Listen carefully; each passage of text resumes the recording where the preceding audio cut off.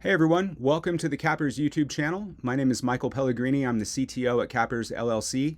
And in this video, I'm excited to bring to you a breakdown of the 17 Major League Baseball betting systems that are automatically calculated for you whenever you submit the handicapping form for baseball on the Cappers application. I'll say right off the bat, if you're looking for more complete coverage on how to use our application for entire baseball handicapping, I've made videos on that as well, and I will link to them. But the specific focus of this one is going to be just on the betting systems that are automatically calculated for you. So before we get into all that good stuff, I want to call out that Cappers does offer a 3-day free trial to any new subscribers. It doesn't matter if you're signing up for a monthly subscription or an annual subscription. Those first 72 hours are going to be totally free. You've got unrestricted access to use our platform as much as possible. If you do decide before those 72 hours are up that you'd like to cancel, simply follow the instructions on your user profile page and you will not be charged. Now, obviously, I hope that you don't cancel. I think that you'll see that there's a lot of value that's created by this platform. But if for any reason you do, again, there's zero financial risk to you canceling before those 72 hours are up. Before we start diving into these individual baseball systems, I do want to call out that baseball is not the only sport that we support on the Cappers application. We also support NBA, NHL, and NFL.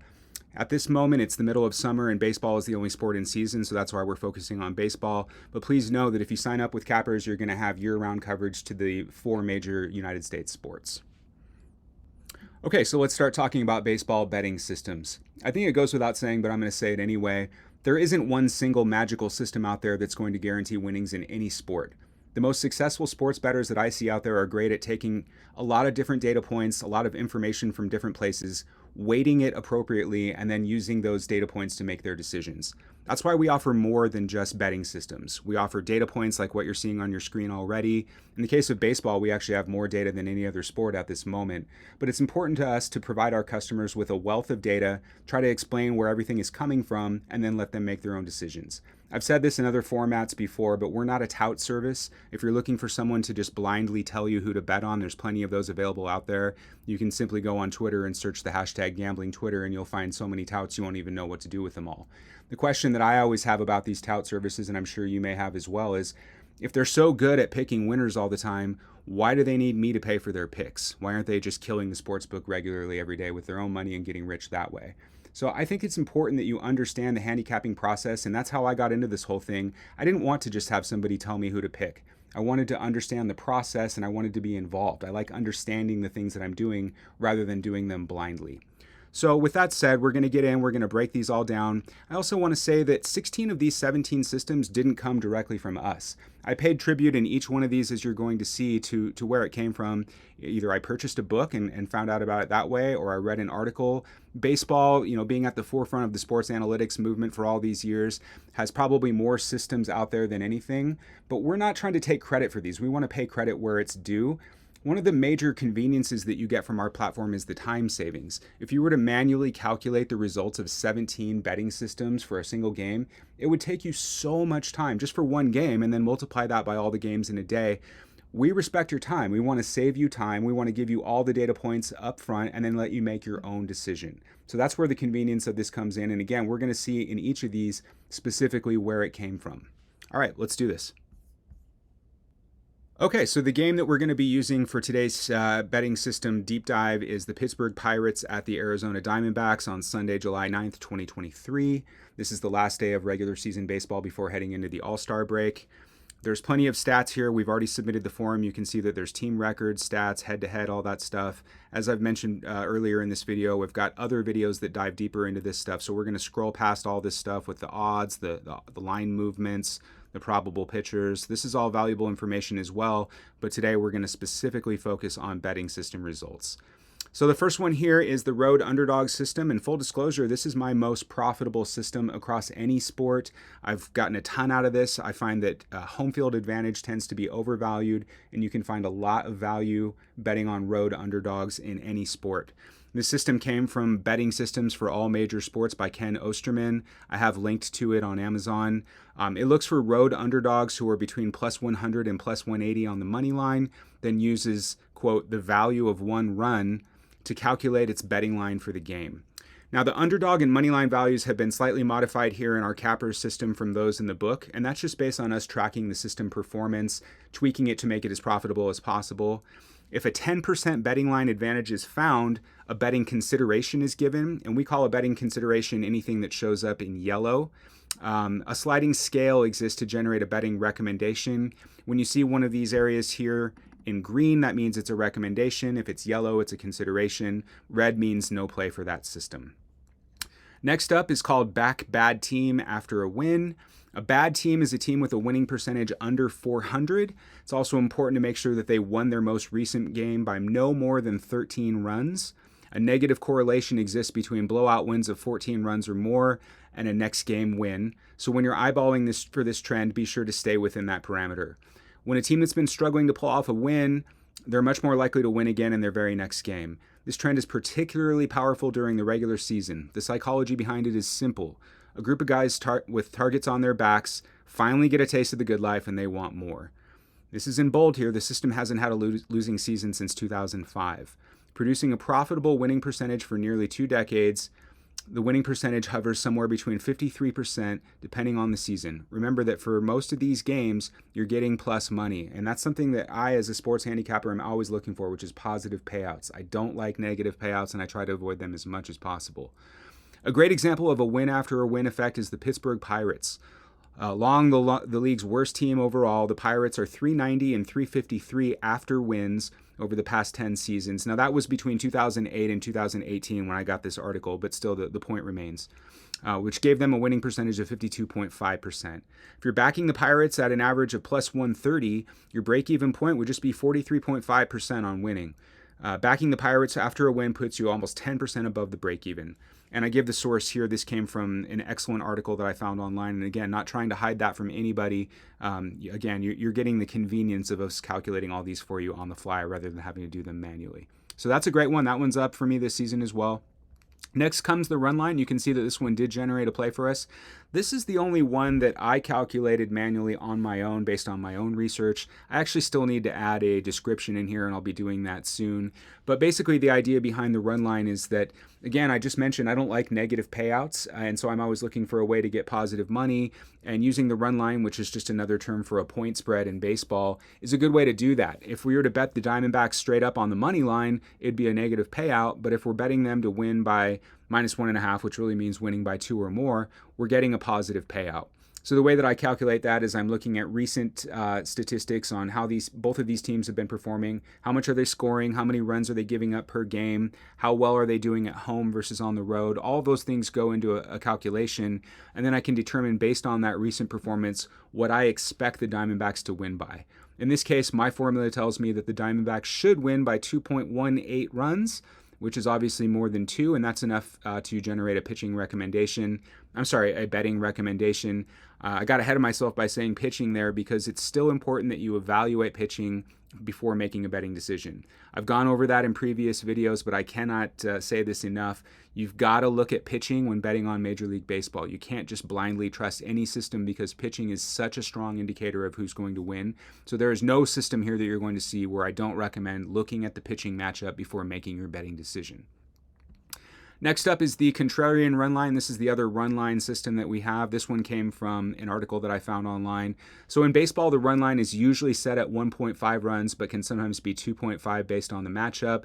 Some contrarian baseball bettors have uncovered a system whereby they back small market, unpopular teams on a losing streak against a much better team.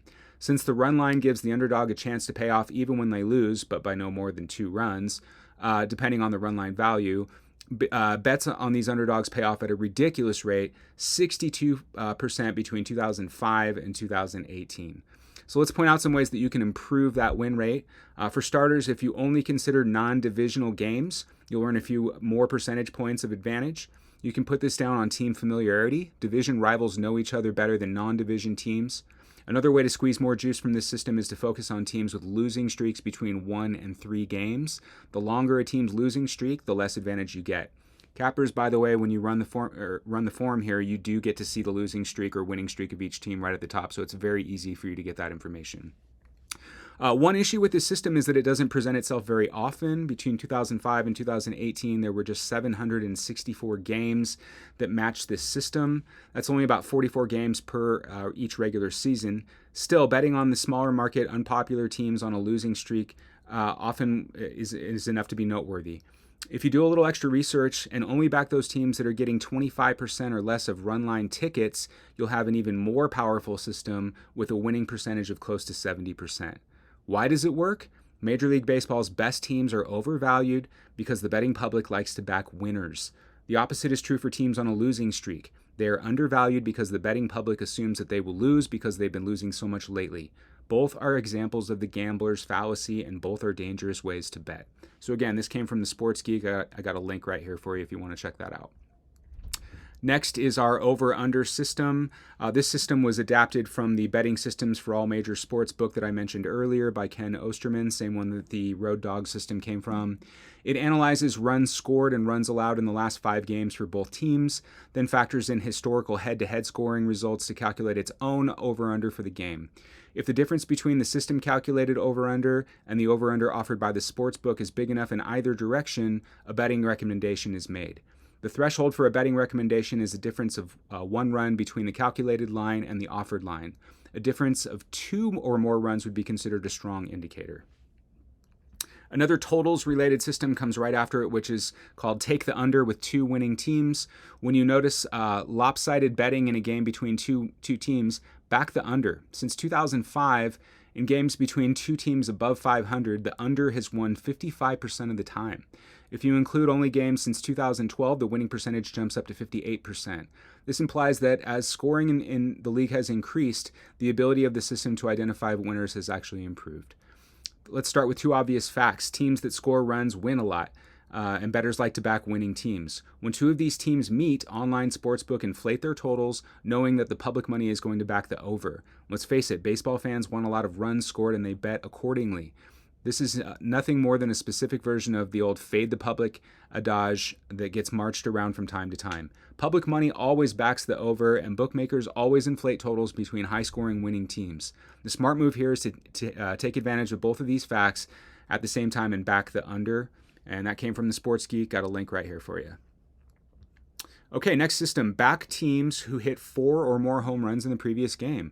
So teams that hit 4 or more home runs in a contest are 756 and 665, which is a 53.2% winning percentage in the follow-up game in a recent 10-year stretch.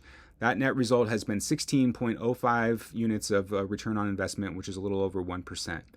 We don't show you this system for its outstanding ROI, but rather as a sign of a basic principle you can consider when betting.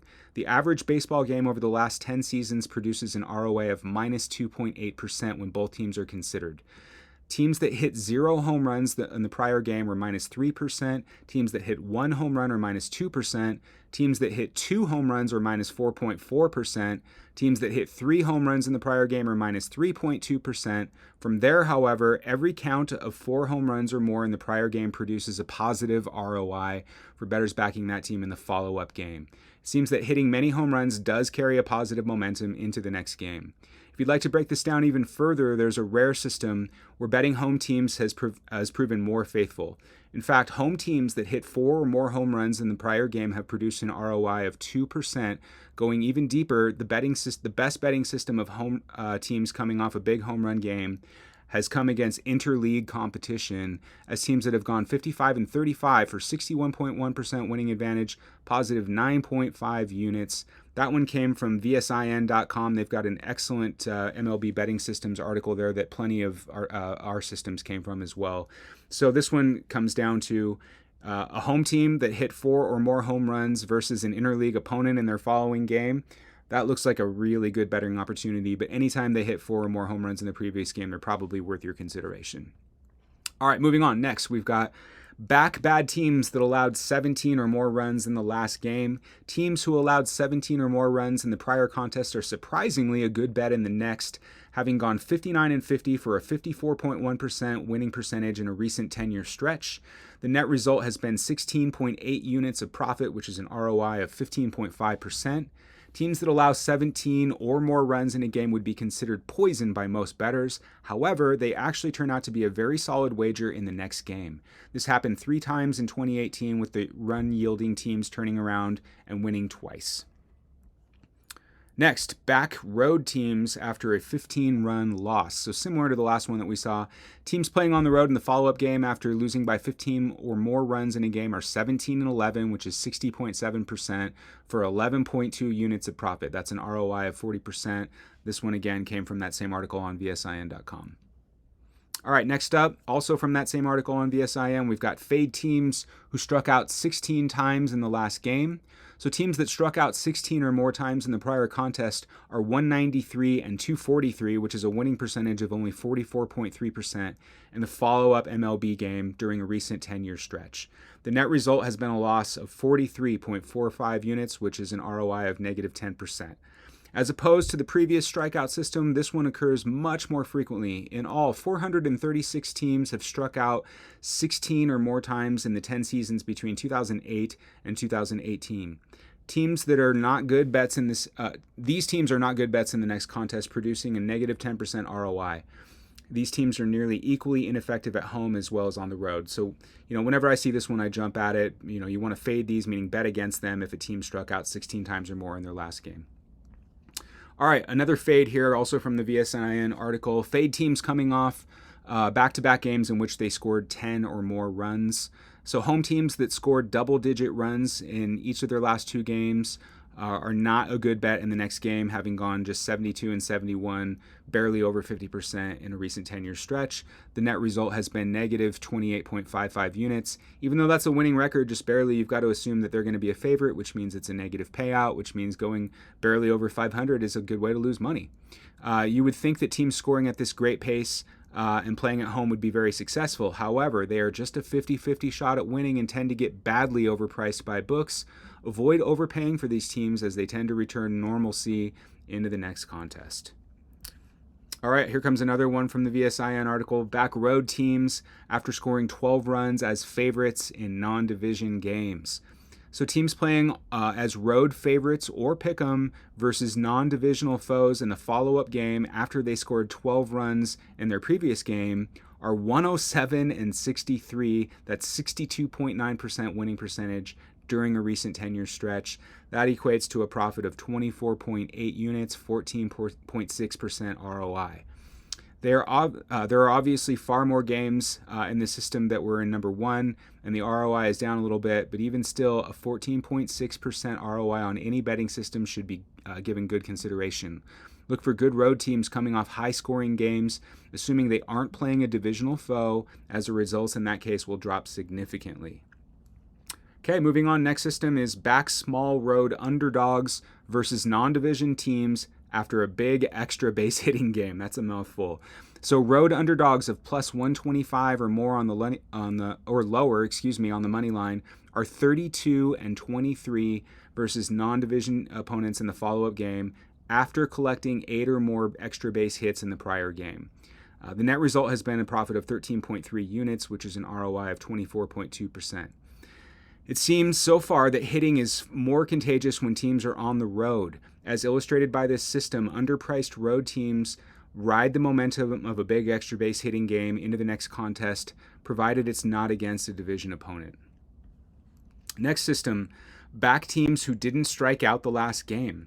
Teams that avoid striking out offensively in any game are 39 and 24. That's a 61.9% winning percentage in their follow-up game during a recent 10-year stretch. The net result has been 16.15 units of profit, which is an ROI of 25.6%. In today's day and age in baseball, it seems that teams not striking out in a game would be extremely rare, and it is, as it only happened 63 times since the start of the 08 season between the end of the 2018 season. However, with an ROI of 25.6%, it pays to watch for these teams as they are a solid bet in the next contest. That one also came from bsin.com. Next up, fade home teams who left 0 or 1 man on base in their last game.